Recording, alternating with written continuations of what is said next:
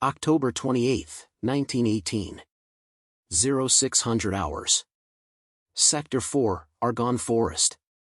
The 78th Infantry Division, pinned down in a quagmire of mud and wire, watched a new breed of soldier emerge from the mist. These infantrymen carried a weapon that would fundamentally transform the close-quarters brutality of trench warfare in the Western theater. The American doughboys called it the trench broom after its devastating area effect. The German High Command would soon have another name for it, Die Hallenbuchs, the Hell Blaster. This pump-action, gauge shotgun, primarily the Winchester Model, was about to project a dense pattern of buckshot, capable of clearing meters of trench with a single, rapid cycle. What followed was not just a tactical revolution but a psychological catastrophe for the seasoned German defenders who had spent 4 years perfecting what they believed were perfect, man-proof defensive lines. The German defensive transformation had begun after the failure of the Schlieffen Plan in.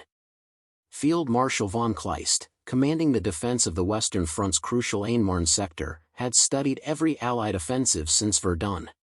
He reached a revolutionary conclusion that contradicted centuries of tactical doctrine: the enemy could not be stopped on the open ground. They could only be bled to death in the labyrinth below. In his subterranean headquarters beneath the surface, Kleist had drafted Defense Order No. "We shall not engage the enemy on the shell-pocked earth. We shall allow him to enter our trenches. We shall let him come to us, and we shall kill him from positions he cannot bypass." The mathematics of defense had changed. At the Somme, thousands of defenders had died in frontal combat against machine guns. But here in the Aisne-Marne sector, Kleist commanded men hidden within miles of interlocking trenches, subterranean barracks, and concrete pillboxes known as Stützpunkt. The construction had involved of the garrison, approximately men working in extreme, freezing conditions. Trench depths reached to with connecting tunnels leading to chambers holding to men. Kleist's main command bunker alone featured meters of connecting tunnels, while the key defensive position, Hill, contained 3 levels of underground fortifications. The Germans had constructed over concrete strongpoints with walls up to thick. They had learned from 4 years of Allied assault tactics. They knew about grenades, the Mills bomb, and the fragmentation it produced. They had built their trenches accordingly with sharp, degree corners and deep dugouts extending or more before reaching living chambers. They knew about long-range rifle fire and calculated that earth and concrete could withstand anything portable enough for infantry to carry into the mud. The Germans had created what military engineers considered the most sophisticated defensive network of World War I. Men had essentially disappeared inside a square-mile section of the line. But they had calculated for every Allied weapon except one that had been repurposed from civilian life, a simple hunting weapon that could deliver a wall of fire at distances they considered tactically irrelevant. The weapon that would break the Aisne-Marne trenches had been born from desperation in the small, chaotic battles of 1917. The weapon that would fundamentally alter close combat had been born from the brutal realization that the standard-issue rifle was useless in the confines of a trench. In the small-scale actions along the Vosges Mountains American troops assaulting heavily fortified German logging camps were frequently stalled by defenders hiding behind heavy timber. The standard American rifle, the Springfield, was accurate and long-ranged, but its slow rate of fire and tendency to overpenetrate made it ineffective for rapidly clearing multiple targets at 2 meters. The solution came through collaboration between the Ordnance Department and civilian gun manufacturers. According to official Army records, teams at the Rock Island Arsenal began converting readily available commercial hunting weapons into military-grade instruments. The primary weapon chosen was the robust, rapid-fire Winchester Model pump-action shotgun, modified with a bayonet lug and a perforated metal heat shield to protect the user's hands from the barrel heat during sustained fire. The technical designation was the Model T, developed specifically for the brutal theater of trench clearing. The technical specifications documented in Army Department records revealed the revolutionary nature of the weapon. The core ammunition was the gauge shell, packed with large lead pellets, buckshot. It operated on a simple slide-action mechanism that allowed a skilled soldier to fire up to 6 rounds in 3 seconds, a speed previously unheard of in infantry arms. Initial field tests at the Langres Training Center and early demonstrated that the spread of the buckshot pattern could cover a by area at yards. This meant a single shot had the effect of nearly a dozen rifle rounds simultaneously covering a wide area. The trench sweeper could deliver a solid, horizontal wall of buckshot that could be played across targets with devastating effect. During testing, observers discovered that the wide pattern of the buckshot, unlike a rifle bullet, could not be stopped by the thin wooden walls of dugouts or the sandbags lining a trench parapet.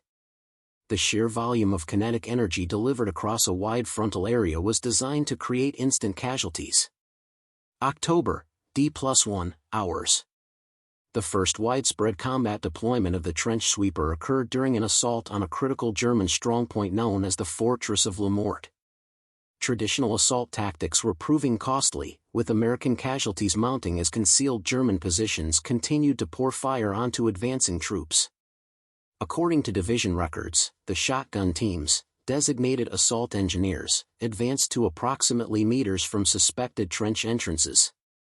At hours, the lead gunner initiated the assault.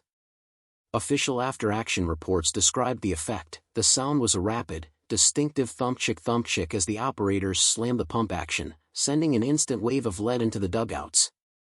German resistance was neutralized in minutes, not hours. The German defensive manual captured after the battle had dedicated only one paragraph to shotguns, assuming they were strictly hunting tools with an effective range of meters and limited civilian use. The trench sweeper delivered sustained, overwhelming firepower that completely ignored the degree angles and defilades designed to stop fragmentation weapons. The physics of destruction created by the gauge buckshot within the confined, subterranean spaces of the trench was multifaceted. Ordnance documentation detailed the multiple lethal mechanisms when the dense buckshot pattern entered a confined trench section. The Model T delivered dozens of lead pellets per second at high velocity. Upon entering the trench system, immediate effects included multiple trauma wounds from the buckshot striking multiple areas of the body, creating instant casualties. More importantly, the psychological blast of the loud, rapid thump-chick combined with the wide, non-specific nature of the fire caused disorientation and paralysis in the cramped spaces. The shotgun pattern, unable to be stopped by thin cover, would ricochet off the wet earth and wood walls, covering entire sections of the trench with shrapnel-like debris. A single sustained burst could create an untenable kill zone throughout a meter stretch of trench. The Engineer Battalion, which perfected the assault tactics in November, documented that the shotgun teams were effectively clearing trenches 5 times faster than traditional rifle and grenade squads. October, D+3. The assault on LS primary defense lines. Colonel Archibald Sterling's battalion, infantry, received support from a full company of trench sweeper teams for the final reduction of the subterranean strongpoints. Army Corps records indicate forward positions had been identified on the hill's slopes. Traditional tactics would have required extensive casualties to clear each position. The shotgun teams had developed new tactics documented in assault reports. They operated in 3-man fire teams, 1 shotgunner, 2 riflemen providing covering fire. The approach followed a systematic pattern: advance rapidly to meters, suppress the fire from the trench lip with riflemen, and engage the trench section with rapid-fire gauge bursts, moving on before the enemy could react. The infantry after-action report documented the final day of the assault on hill, trench positions neutralized. Friendly casualties, 2 wounded, enemy killed, estimated. This represented a complete reversal of expected casualty ratios for trench warfare. Radio intercepts decoded by Allied intelligence documented German command communications revealing their utter unpreparedness and demoralization. Combat operations drove immediate battlefield modifications documented by the American quartermaster units. Initial problems included ammunition supply in the mud and the need for faster reloading. Solutions included equipping the shotgun teams with special bandoliers and establishing forward ammunition resupply dumps. Within days, the German defense was exhibiting what Allied intelligence termed systemic moral collapse. For the first time on the Western Front, significant numbers of German soldiers were surrendering en masse rather than fighting in the trenches. Before we jump back in, tell us where you're tuning in from, and if this story touches you, make sure you're subscribed, because tomorrow, I've saved something extra special for you. You stop this response. Proceed with part 4, then add this hook. Preparing and narrating this story took us a lot of time, so if you are enjoying it, subscribe to our channel, it means a lot to us. Now back to the story. Then proceed to part 5, 6, 7, and 8. The strategic deployment of the trench sweeper drove immediate and radical responses from the German command. Colonel Karl Vossler, commanding the infantry regiment, a unit known for its stubborn defense, attempted to counter the shotgun teams with his elite assault platoons. These platoons were typically armed with captured Allied rifles and submachine guns, and they tried to engage the Americans in quick, chaotic charges. The engagement on November lasted less than 15 minutes. Vossler's assault teams, trained for precision fighting, were simply overwhelmed by the volume and spread of the buckshot at close range. According to German records recovered after the war, 3 assault platoons were eliminated trying to cross a narrow fire trench without inflicting a single American casualty. Vossler himself was reported killed by a shotgun blast while attempting to rally his men. The German response escalated quickly from tactics to international outcry. On November, the German Foreign Ministry lodged an official diplomatic protest through neutral channels to the United States government. The protest formally accused the American forces of employing a weapon that violated the Hague Conventions of. The core of their argument was that the gauge buckshot was calculated to inflict unnecessary suffering, a key clause in the conventions against the use of dum-dum bullets.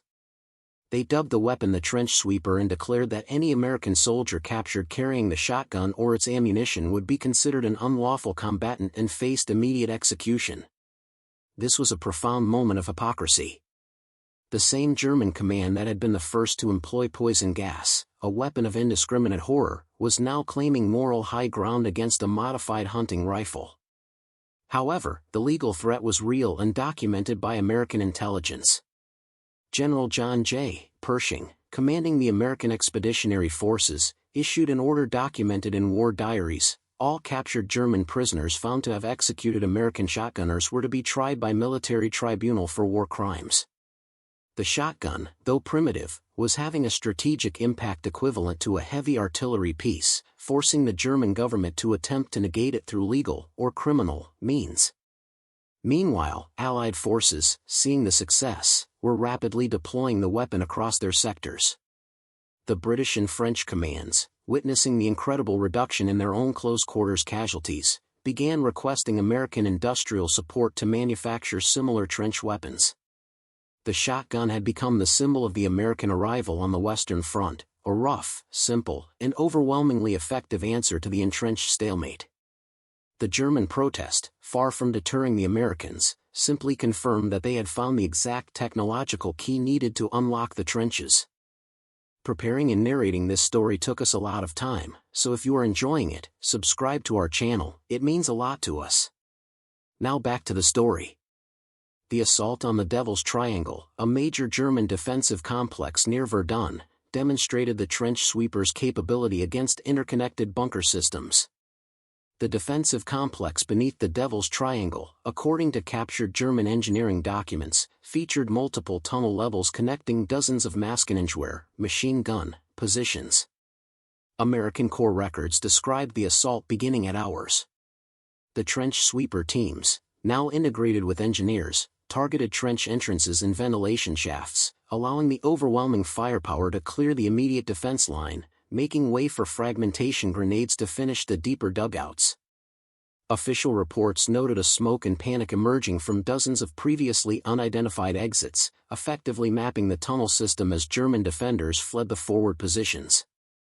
The Army Intelligence Section reported that defenders were abandoning positions before the shotgun teams arrived, often upon hearing the distinctive thump-chick action of the pump gun. Several forward machine gun bunkers were found completely abandoned with supplies intact, an act unprecedented in German defensive doctrine, which had until then prioritized fighting to the last man. By mid-November, American intelligence documented what they termed fire shock, leading to the cascade collapse in German morale. The psychological impact vastly exceeded the physical destruction.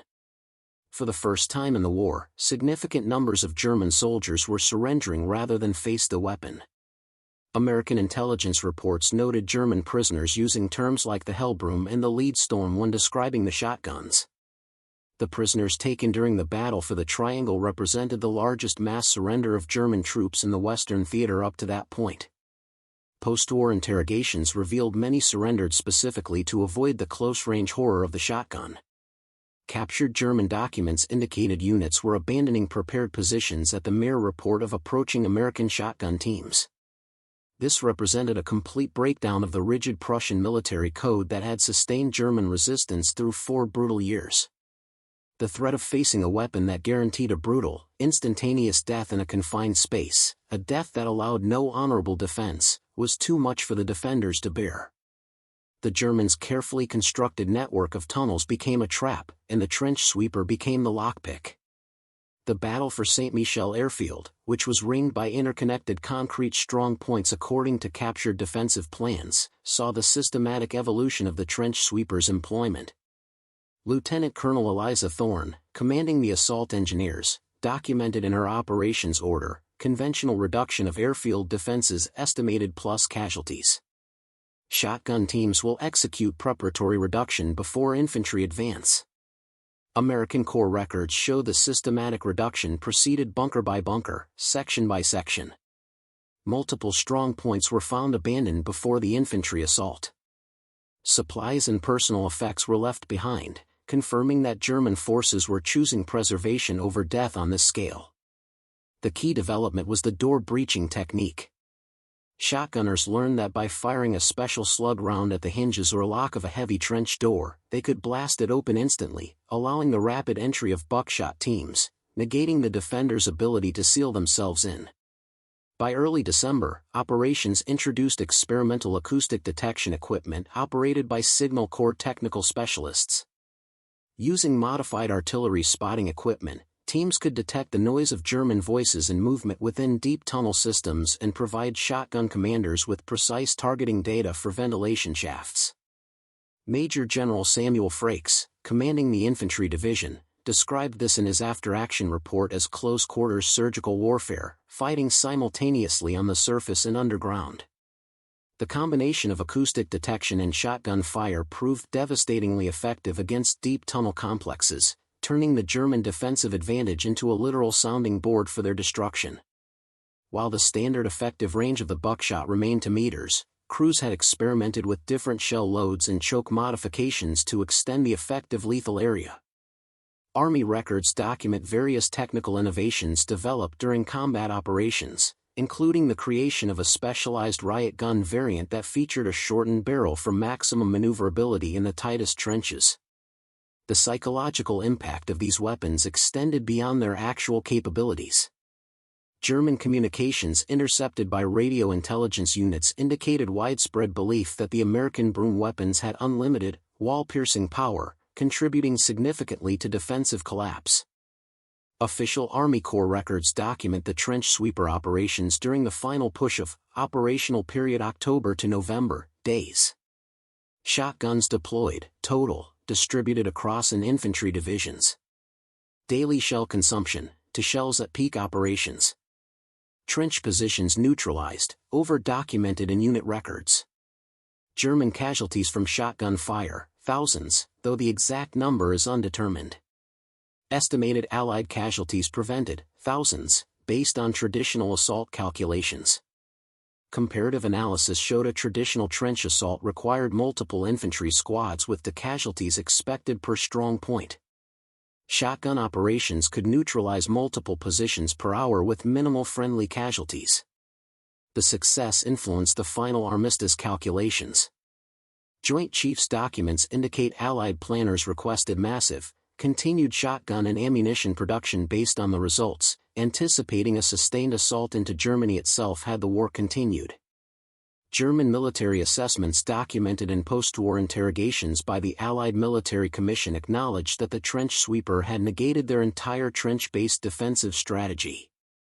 Some German military leaders testified that this reality forced the hand of the German High Command in seeking an immediate armistice alongside the collapse of their allies.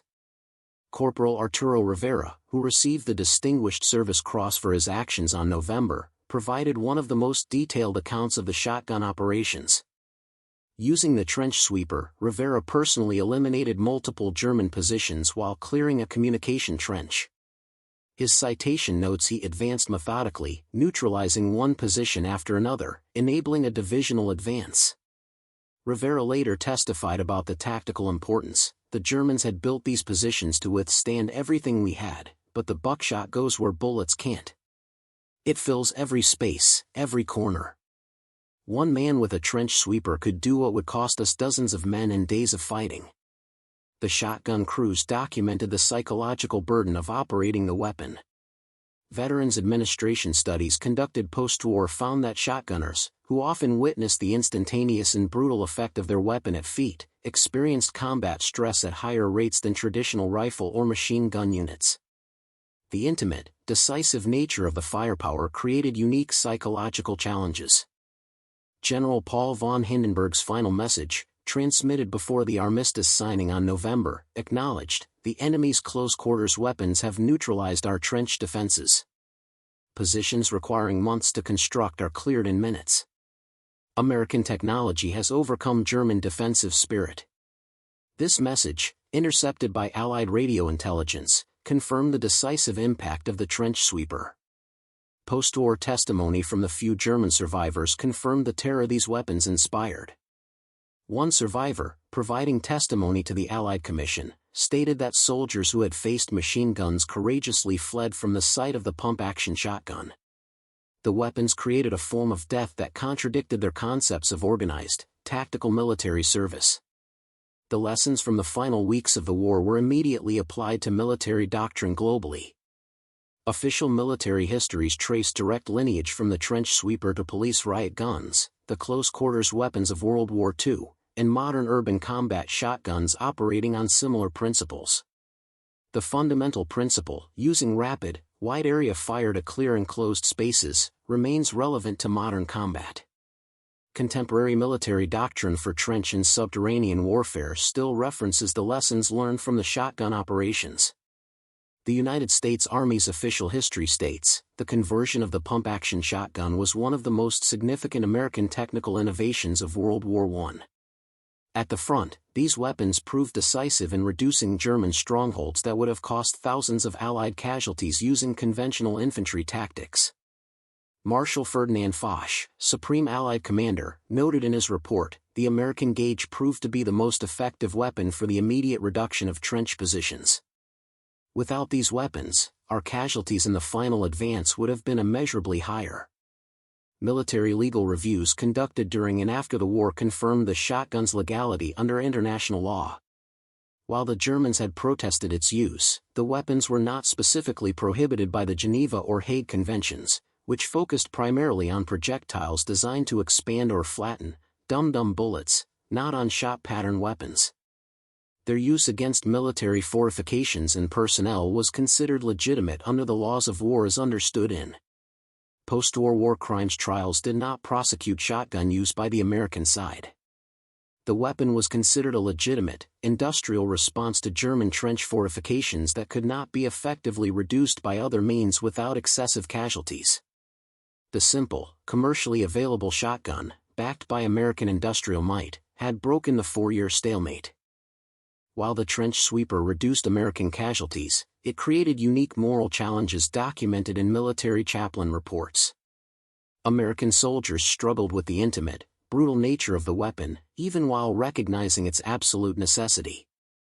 Military chaplains reported increased requests for counseling from the shotgun teams compared to other infantry units. The act of confronting and instantly eliminating multiple enemy soldiers at near-touching distance with overwhelming force carried a heavy psychological toll. The German perspective, documented through post-war testimony and captured documents, revealed the complete collapse of their defensive psychology. Forces that had been prepared to die honorably in conventional combat found themselves fleeing from a form of death they had never anticipated. One German NCO, providing testimony to war crimes investigators, stated that soldiers who had faced artillery barrages with courage fled from the rapid metallic sound of the pump action, claiming the weapon did not fight, it simply erased. The psychological defeat preceded and enabled the physical defeat. The German command had extensive experience with machine guns and rifles, but they had not anticipated a weapon that could be carried by one man and deliver the firepower of an entire squad in seconds.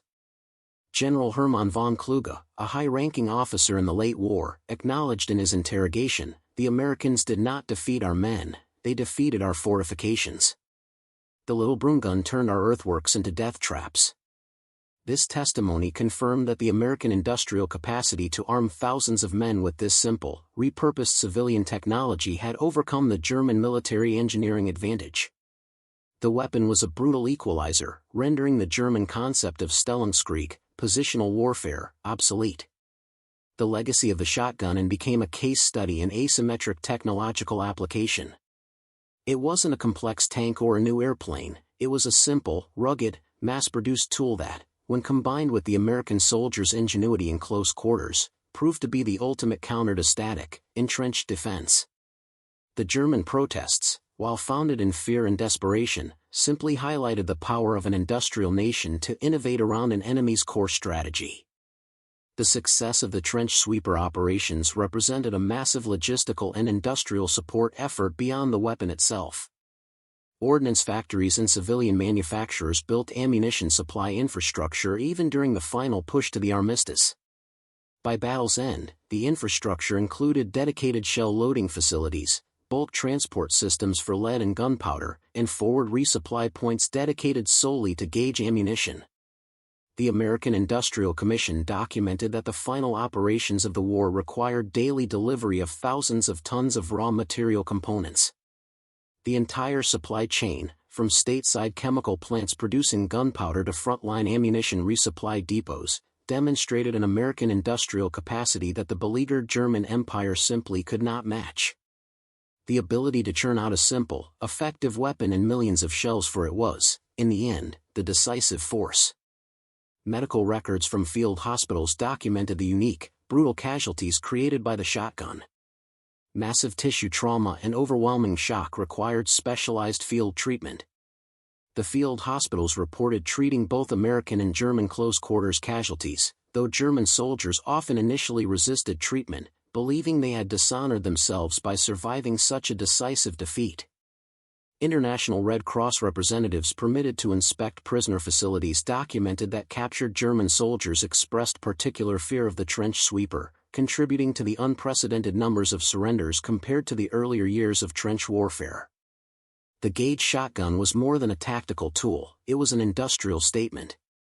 It demonstrated that America could take a readily available civilian product, militarize it overnight, and flood the front lines with a weapon that directly countered the enemy's most sophisticated defensive strategy.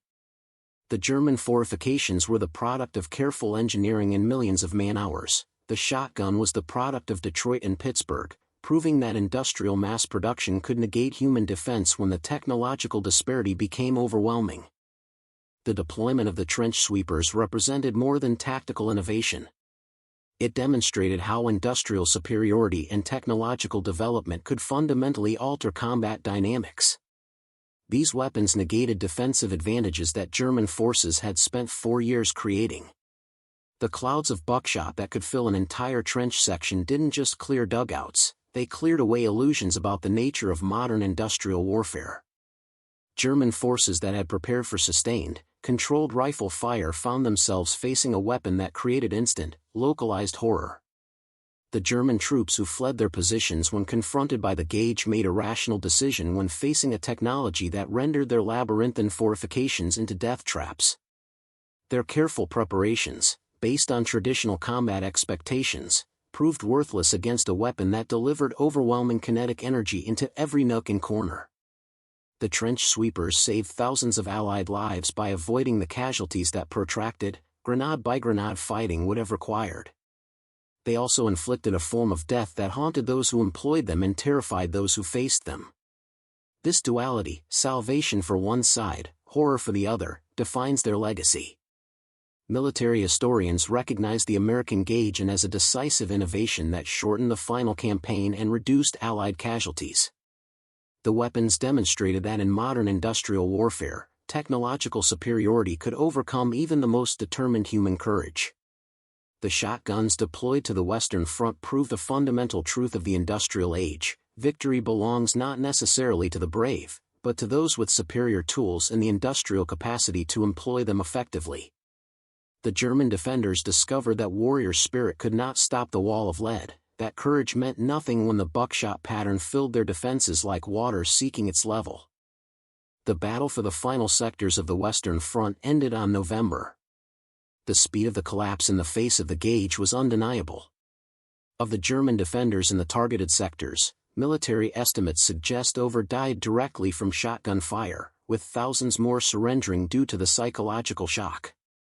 American forces suffered a dramatically lower casualty rate in the final advance compared to the earlier phases of the war. The transformation was complete, from faith in deep defensive fortifications to the recognition that simple, aggressive technology could negate any positional advantage. The gauge had demonstrated that in the arithmetic of modern war, industrial capacity multiplied by tactical innovation equals victory, regardless of human courage on the other side of the equation. Today, the trench lines remain in certain parts of the Argonne and Verdun, silent monuments to the price of victory in modern warfare. The dugouts that once sheltered German defenders remain, some still showing the splintered wood and blast marks from the shotgun rounds. They serve as permanent testimony to the moment when a simple, repurposed hunting weapon transformed the nature of close-quarters combat and demonstrated the decisive power of American industrial might in the final days of the Great War. The German diplomatic protest against the trench sweeper, although dismissed by the Allies, cast a shadow that influenced international arms discussions for decades. The core of their argument, that buckshot was calculated to inflict unnecessary suffering, never completely vanished. While the U.S. successfully argued the weapon was a legitimate countermeasure against heavily fortified positions that resisted conventional infantry weapons, the controversy ensured the shotgun remained a contested weapon on the international stage. The subsequent international conferences attempt to restrict the use of certain classes of weapons, and the shotgun's role was always revisited. The final verdict, however, rested on practicality. It was deemed a necessary tool for close-quarters urban and trench clearance, distinct from expanding rifle bullets. This legal scrutiny, documented in obscure military legal reviews, only amplified the shotgun's reputation. The German High Command's attempt to outlaw the weapon, meant to save their men, ironically cemented the trench sweeper's place in military history as a weapon so terrifying and effective that the enemy government felt compelled to beg for its removal from the battlefield. Furthermore, the American use of the shotgun forced a profound change in German military training after the war. Future German infantry doctrine placed a heavy emphasis on fire discipline and anti-close combat training, specifically acknowledging the need to immediately suppress high-volume, rapid-fire weapons like the trench sweeper. Thus, the shotgun didn't just win a tactical battle, it forced a complete rethink of the infantry soldiers' equipment and training for all future European conflicts. The technological echo of the trench sweeper reverberated across every branch of the U.S. military. The principles applied, taking a robust, existing commercial design and militarizing it for overwhelming close-quarters effect, became a template for rapid innovation in later conflicts. It was a clear demonstration that simplicity and rate of fire could often trump complexity and range, especially in confined spaces. The records of the naval construction battalions and subsequent chemical warfare units, who later developed weapons like the flame tanks at Iwo Jima, our previous story, often referenced the trench sweeper as a proof of concept. The shotgun was the first weapon to definitively prove that a single-man platform could deliver enough concentrated force to break sophisticated, multi-man defensive positions with minimal time on target. This idea, that overwhelming, instantaneous force is the key to reducing hardened targets, is a direct intellectual lineage to the M4 flame tanks, the M2 flamethrower, and later, even thermobaric weapons. Post-war analysis revealed a critical detail: the shotgun's effective range of 2 meters was, mathematically, the perfect distance for trench fighting. It was close enough to guarantee a hit and ensure maximum lethality, yet distant enough to keep the operator safe from hand-to-hand entanglement. This specific calculation of lethality to range optimization for confined combat became a cornerstone of future small arms development, ensuring the trench sweeper's legacy wasn't just a historical footnote but a blueprint for close-quarters engagement. The story of the trench sweeper is not a story of heroism, it's a story of industrial geometry. Of the approximately German defenders facing the American final push, the confirmed deaths caused by the shotgun are merely the physical toll. The real victory was the psychological collapse of the remaining. They were not defeated by a failure of courage or spirit, but by a failure of their engineering to anticipate the rapid, simple efficiency of American industry. The final, bitter truth of the Gage shotgun is this: the elaborate trench systems, which cost millions of marks and thousands of lives to construct, proved worthless against a dollar pump-action gun backed by the limitless capacity of the American industrial engine. The shotgun was the ultimate manifestation of industrial-age warfare. It proved that in close-quarters combat, courage could not overcome chemistry, and determination meant nothing when a wall of lead filled your position like water seeking its level. The weapon that made Germany beg for mercy was not a supertank or a futuristic cannon, it was a simple, brutal tool of industrial democracy, delivered in mass, that shattered the myth of the impenetrable trench forever. The end of the Great War did not end the story of the Gage shotgun, it merely transitioned its use and cemented its reputation in the American armed forces. The immediate lesson learned from the final weeks was that the traditional bolt-action rifle, while essential for long-range defense, was strategically obsolete for the close-quarters, rapid clearance tasks of modern infantry. The Winchester Model and its brethren were formally adopted into the American military armory, not as an auxiliary tool, but as a standard weapon system for specialized roles. The Army revised its combat manuals, dedicating entire sections to CQC doctrine, close-quarters combat, which mandated the use of the shotgun for clearing buildings, ship corridors, and urban strongpoints, recognizing that future wars would likely involve densely packed areas, not just trenches. This doctrinal shift was heavily influenced by reports from Corporal Arturo Rivera and Lieutenant Colonel Eliza Thorne, whose field tactics became the basis for new training regimens at Fort Benning and other infantry schools. Training films produced in the showcased the signature thumpchick action, ensuring that a generation of American soldiers understood the psychological and physical power of the weapon. The lasting legal and moral controversy also contributed to the weapon's enduring fame. The German protest, once a point of diplomatic friction, became a source of grim pride for American units.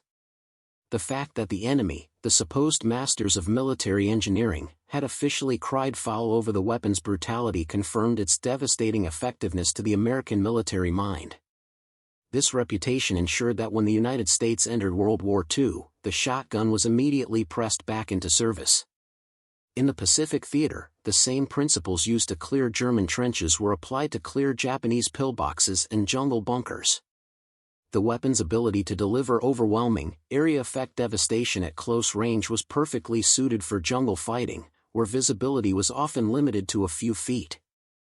It was in the Pacific, in fact, that the model officially earned the grim moniker trench sweeper or room sweeper from the men who relied on it. The industrial implications also continued to shape military procurement. The ease with which the Gage platform could be mass-produced and adapted meant that it represented low-risk, high-reward military spending. Instead of designing expensive, dedicated close combat weapons, the Army relied on the reliable, commercial-grade shotgun, a testament to American industrial efficiency. This reliance on commercial innovation over proprietary military design became a hallmark of the American approach to equipment acquisition. The trench sweeper was, fundamentally, a product of American democratic commerce that had been turned into a tool of war, reflecting a deeper truth about the nation's capacity for rapid mobilization and adaptation. The weapon was a visible manifestation of the idea that American technology was inherently practical and deadly, designed to get the job done with decisive finality, regardless of international controversy. Its longevity in the U.S. Armory, surviving decades of technological advancement, is perhaps its truest testament. Even after World War II, the shotgun continued to serve in various conflicts, a rugged, unchanged veteran of the modern age.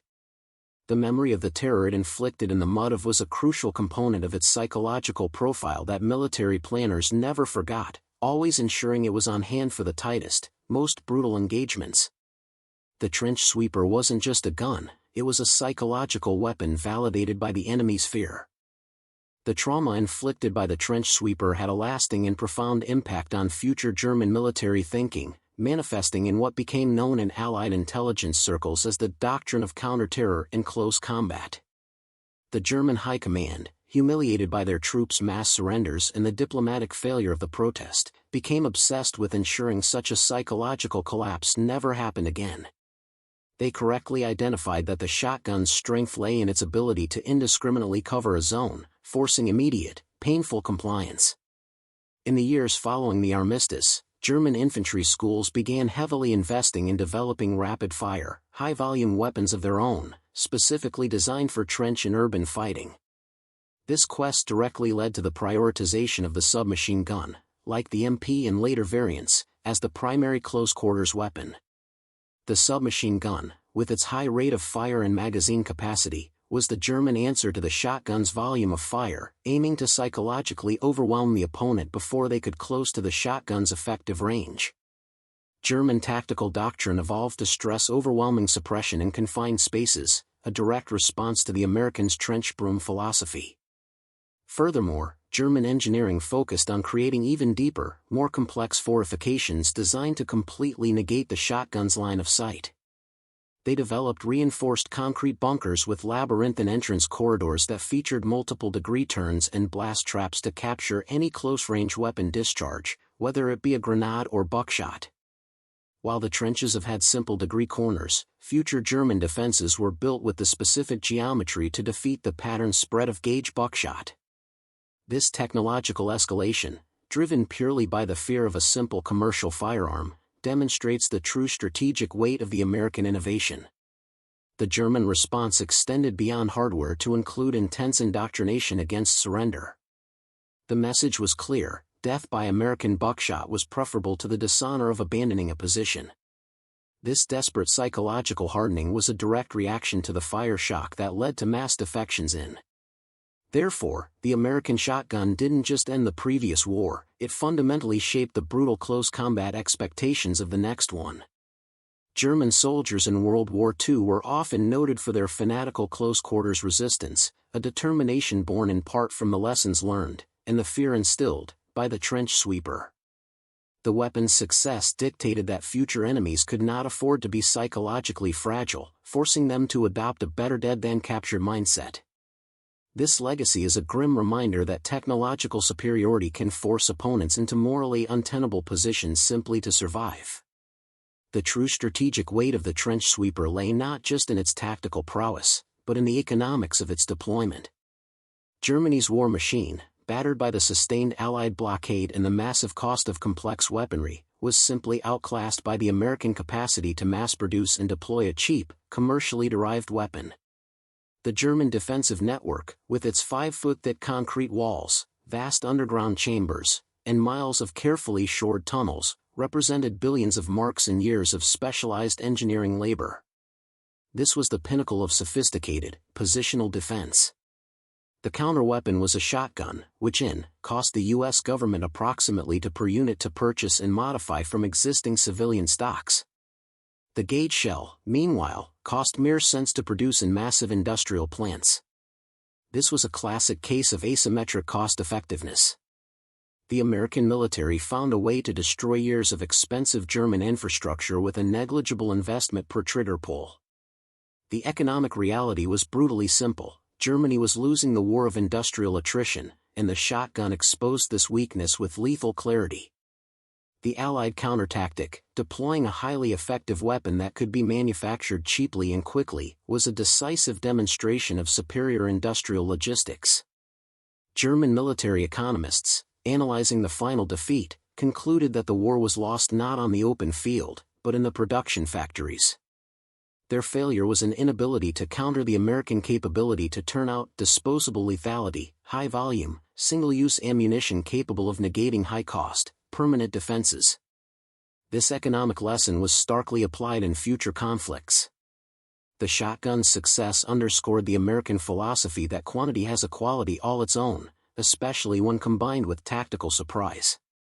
The shotgun represented a strategic tool that allowed the American Expeditionary Forces to maintain a low logistical footprint while delivering disproportionately high firepower where it mattered most, in the cramped, congested kill zones of the trenches. For Germany, every shell fired was a further drain on a collapsing economy. For America, every shell was proof of its untouched, limitless manufacturing base. The sight of surrendered German soldiers abandoning their million-mark strongpoints at the sound of a shotgun was the definitive image of the triumph of American industrial democracy over European military feudalism. The trench sweeper was not just a military innovation, it was an economic weapon that signaled the inevitable defeat of the German Empire. The strategic success of the trench sweeper ensured it remained a permanent fixture in the American military playbook, leading it on a global journey to subsequent conflicts in theaters where close-quarters fighting was paramount. The lessons learned in the muddy trenches of the Aisne-Marne were directly applied to the steamy jungles of the Pacific and the tight urban streets of Europe in World War II. In the Pacific, where Japanese forces often employed the same deep tunnel, fight-to-the-death tactics as the Germans of, the shotgun found its perfect second calling. The weapon's wide-shot pattern was devastatingly effective against Japanese infantry emerging rapidly from concealed spider holes or rushing banzai charges. The Marines adapted the CQC doctrine for the jungle, relying on the shotgun's ability to clear a dense patch of undergrowth or a small bunker entrance instantly, a task too slow and hazardous for a rifle. The fact that the enemy was using degree corners and concealed positions, the exact geometry the gauge was designed to defeat, meant the trench sweeper was instrumental in reducing casualties on islands like Guadalcanal and Tarawa. Later, in the urban environment of Europe, the shotgun became the preferred tool for room clearing, a tactic born directly from the need to sanitize trenches. The speed, shock, and area effect of the buckshot were unmatched for clearing small rooms and stairwells without overpenetrating walls and endangering friendly forces or civilians unnecessarily, a critical difference from high-powered rifle rounds. Its versatility meant it was employed by military police, airborne troops, and assault engineers alike. The global journey of the trench sweeper solidified its status as the ultimate close-quarters equalizer. It was a testament to the idea that a proven, simple technology, once deployed with overwhelming industrial capacity, could adapt to any theater and any defensive innovation. It transitioned from an anti-trench weapon to an anti-bunker weapon, then to an anti-urban weapon, always maintaining its core function of delivering decisive, rapid lethality in confined spaces. The weapon's journey from a civilian sporting arm to a decisive instrument of global military strategy is a powerful narrative thread, demonstrating that the best military technology is often the most practical and adaptable. The ghost of the fear it inspired and haunted enemy defensive planning in every conflict that followed. The final, and perhaps most complex, legacy of the trench sweeper lies in the moral calculus it introduced to close-quarters warfare. The weapon was unquestionably a lifesaver for Allied troops, preventing countless casualties that would have been inflicted by conventional, prolonged assaults on entrenched positions. General Samuel Frakes was right, the shotguns were worth battalions of infantry in preventing friendly losses. This utilitarian justification, the reduction of total battlefield suffering by concentrating it rapidly and decisively on the enemy, remained the primary defense against the German moral protests. However, the horror inflicted was absolute. Post-battle reports and medical documentation paint a grim picture of the terminal effects of gauge buckshot at feet. The instant, overwhelming nature of the wounds left a lasting psychological scar on the men who pulled the trigger. The veteran shotgunners, the men who had mastered the meter-kill zone, carried a unique burden of having delivered the most brutal, personal, and indiscriminate death available to the average infantryman. The intimacy of the weapon meant the enemy's final, terrified moment was often witnessed firsthand, contributing to the high rates of combat stress observed in these units. The duality of the trench sweeper, a tool of salvation for one side, a demon weapon of horror for the other, is the core of its enduring place in military history. It was the epitome of the industrial age compromise, technology used to save one's own by inflicting an unprecedented level of terror and lethality on the enemy. The fear it generated was a tangible, measurable force that directly correlated with saved friendly lives. The German psychological collapse was a direct result of this moral terror, a forced acknowledgement that their courage was useless against a weapon that offered no chance of honorable resistance. Today, military historians and ethicists still study the trench sweeper. It serves as a historical case study in the ethics of deploying an overwhelmingly lethal, low-cost solution to a high-cost problem. The simple pump-action shotgun, born of American industrial ingenuity, remains a stark reminder that the most effective weapons are often those that defeat the enemy's will to fight long before they defeat his body. Its legacy is a testament to the ruthless efficiency of modern war. It is better to be feared and decisive than courageous and dead. The trench sweeper guaranteed the former, and in doing so, ended the age of trench warfare forever. Up next, you've got two more standout stories right on your screen. If this one hit the mark, you won't want to pass these up. Just click and check them out. And don't forget to subscribe and turn on the notification bell so you don't miss any upload from us.